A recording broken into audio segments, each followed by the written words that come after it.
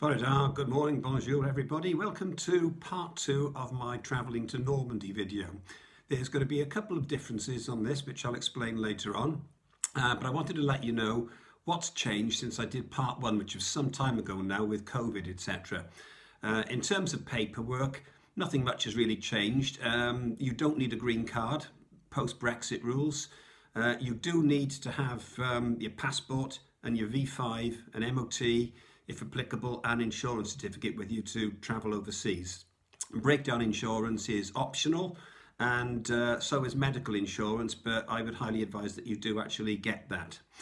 Now, when I was talking in the last video, I was saying that the ferry companies had pretty much worked out the costs. So if you drove, say, to Calais, and you were coming from my part of the world, South Wales, they'd worked out the cost of the motorway, the fuels, and it just wasn't worth it. You might as well just suck it up and take the more expensive ferry crossing. It all works out the same in the end. However, that's changed a little bit. The prices of Brittany Ferries seem to have gone through the roof. I was looking at travelling with a motorbike and a car for comparison from the south coast of England, Poole or Portsmouth, over to Cherbourg. To take a car with Brittany Ferries was £340, and to take a bike was £240. Let me say that again. A car was £340 and a bike was £240. Now, if you just travel 1 hour further on the south coast from Portsmouth up to Newhaven with DFDS Ferries, who are a Danish company, they sail to Dieppe. The price of taking a bike in the beginning of June was from £75, and the price of taking a car was from £110 as opposed to £340. So needless to say, I am going with DFDS Ferries.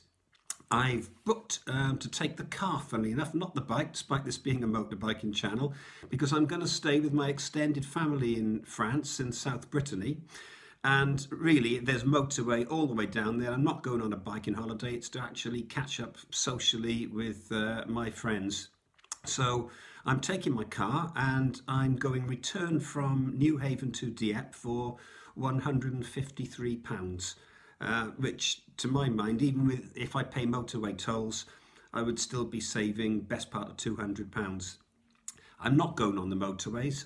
What I've decided to do is take the 10 o'clock in the morning ferry, and I found an Airbnb near the ferry, so I'm staying there for just £41, and that's in somebody's house with an ensuite bathroom. Can't fault that.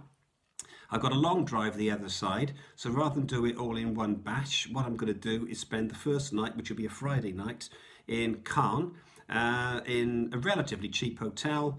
It's got a restaurant on site, and that comes to the grand total of £51. And then the next day I'm driving down to South Brittany. Now, Dieppe itself is part of the story of the Normandy beaches.